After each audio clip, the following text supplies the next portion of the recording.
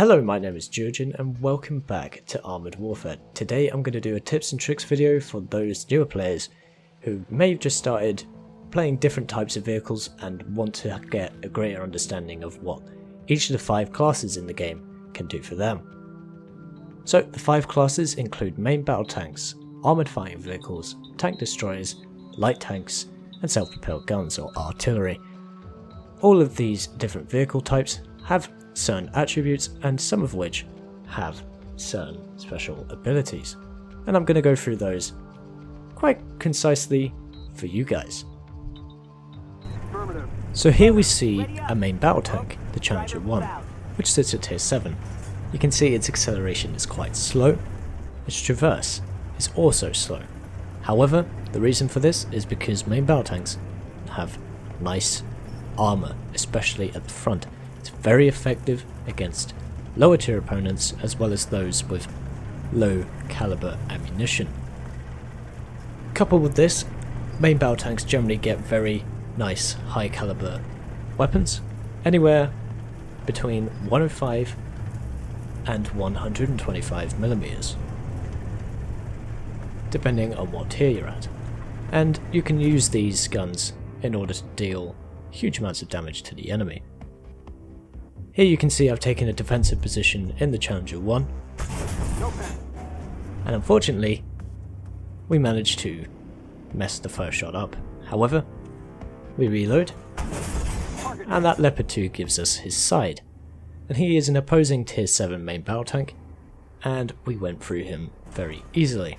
That is what you can do depending on the situation. However, as you saw in the first shot, he was somewhat angled, and therefore we didn't penetrate the first shell. And now you can see I'm trying to find a weak spot in the front of these opposing Challenger 1s, the same vehicle I'm playing, and it's very hard to do so. You can see the reticule only goes green when the enemy turns his turret to the side. It gives us a nice flat and weaker part of the tank to shoot at. In the meantime, you can see we're taking fire, and none of them have done any damage to us thus far. So, a tip for those just starting with main battle tanks: always keep your front to the enemy, angle a little bit but not too much. If you over angle, you'll get penetrated in the side and rear. You may have fixed side and rear armor, but still, you will be penetrated. Let's take a look at another class. Here we see a Palmyra, a tier 6 SPG or artillery. This one in particular is quite big, it's reasonably slow to traverse and readjust its turret as well. But here we can see the top down bird's eye view. You're probably used to this from other tank games. There you can see in the sky very briefly a illumination shell, and that illumination shell is also shown on the bottom right of the minimap. As you can see, it is near my location, but I am not within its spotting radius, so therefore I'm not spotted. But that is something enemy artillery have put into play and tried to spot opposing artillery on my team, myself, and another player, to try and get an early spot on us or other teammates to get damage off straight away. You can see the aim time is very quick for artillery, and certain artillery, including this Palmyra, have 3 shell salvos. There's one, we wait 3 seconds, and then another one is ready to go. However, you can see on the minimap again, I pause it, you can see that both myself and the opposing artillery have fired and given away our position to each other. The more you fire the gun, and for 3 shot salvos if you fire all 3 shells, your position will become more clear for the enemy. The circle will become much smaller and the enemy will be able to find you more easily. So use this to your advantage. Now, those illumination shells from earlier, I've entered the shell spotting range, and now I'm spotted. Armored Warfare does tell you when you're spotted by enemy tanks and enemy illumination shells. You can see the artillery knows my location now because I'm spotted, and thus they are firing shells at me. Both artillery on the left and right if you look at the minimap. you can see one is hidden behind rocks, as well as the other one. However, they've missed both their salvos, so now I can go back to doing what artillery does. However, this mechanic can be manipulated in respect to one artillery player will wait until the enemy artillery player gets bored, and then the first artillery player will fire at that artillery player on the enemy team. So, to conclude for artillery, your job is to support your main forces, consisting of main battle tanks, armored fight vehicles, tank destroyers and light tanks, as well as doing counter battery operations against enemy artillery. When you fire, remember you are spotted, so always move to some solid cover if at all possible, otherwise you'll be destroyed very quickly by competent artillery players. Let's take a look at another class. So here we can see an armoured fighting vehicle, the Fox, at tier 5. Generally, armoured fighting vehicles have decent mobility, some have very good mobility including the Fox, and travel at great speed.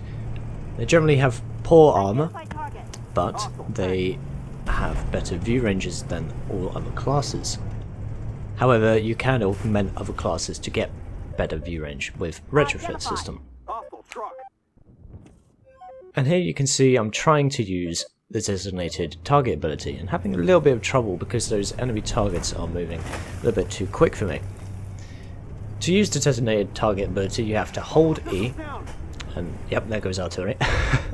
You have to hold E on a target which is visible to you in your line of sight.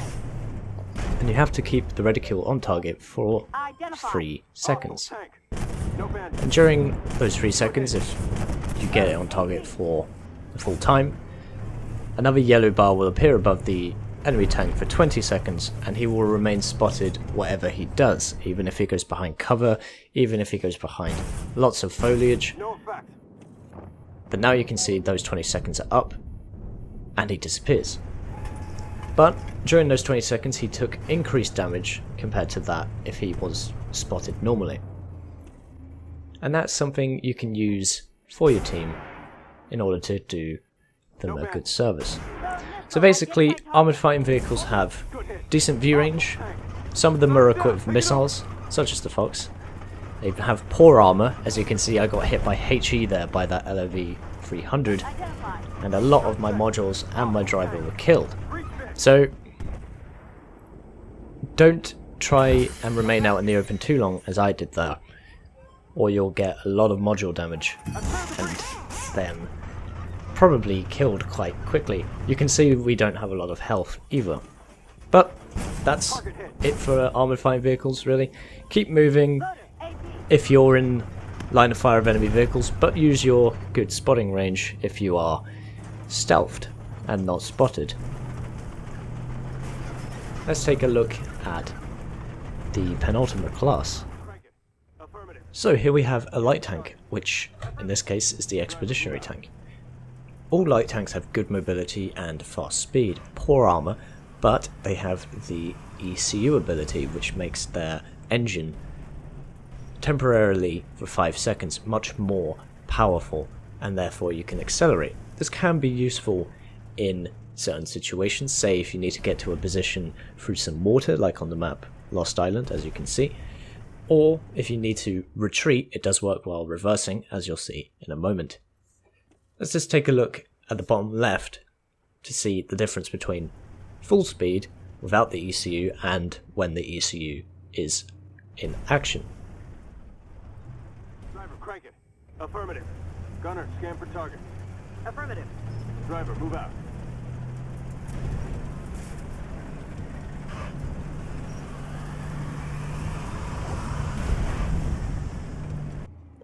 You may have noticed there was about 10 kilometers difference between the top speed of the vehicle without the ECU override and with it. But as I said earlier, it is only a temporary buff, and as soon as it runs out you will decrease in speed again. But regardless, it is still useful. The AFV and the light tank classes of the game do share similarities. As I alluded to earlier, they both generally have poorer armour than other classes. They generally have good mobility, some of them have good camo rating, but a lot of armoured fighting vehicles have better camera rating, light tanks have decent enough view range but not as good as armoured fighting vehicles. So, the last class of the game will now be tank destroyers. So last but not least are the tank destroyers of Armoured Warfare, and the main focus of tank destroyers of course is their main gun. They generally have very high powered weapons and they escalate with the tiers as you go up, but as you can see on the screen, this AMX 10P90 is doing quite good work at tier 4. The other thing currently in patch 0.11 is the fact that the tank destroyers get a sniper bonus. However, this is going to be tweaked and changed in patch 0.12, so take what I'm about to say with a pinch of salt. Anyhow, in patch 0.11, if you have the shot fully aimed and the reticule is at its smallest, there'll be a little yellow box around the reticule, and that means when you fire and hit a target, you'll get a sniper bonus, and it will be confirmed when you do the damage. It will say target hit, sniper bonus in text. If the shell is not fully aimed and it does still hit a target, it won't get that bonus, and I think right now it's a 15% bonus, so it's substantial, and therefore tank destroyers are very good at tearing apart enemy vehicles very quickly. However, they again don't have as much armor as main battle tanks. They are somewhat mobile, but they don't have a special ability like the light tanks in order to move more quickly. They can't designate targets like the AFVs, but generally have decent enough view range to spot their targets for them, especially at the lower tiers when you're fighting against main battle tanks where they have very, very poor view range. However, don't rely on your view range entirely. This isn't what tank destroyers in Armoured Warfare are about. They're about supporting the front lines. Often you can take the front line, as I'm doing in this replay, but generally at higher tiers you have to support your teammates because your lack of armor means you'll get destroyed instantaneously when you're at the front. Anyhow, let's just go to a final conclusion of all 5 vehicles at the end of this video. So I hope this video is of some use to you, especially if you're a newer player wondering what you should get into. There's 5 different classes as I've gone through: main battle tanks, armoured fighting vehicles, tank destroyers, light tanks and artillery. All of them can offer some form of different gameplay. Some of them have similar characteristics to each other in terms of view range and armour and weapon handling and such. But I hope you enjoyed this somewhat concise review of all of the different classes. And as always, I've been Geogen, this has been Armoured Warfare, a tips and tricks video, and I'll see you chaps and chapettes in the next one.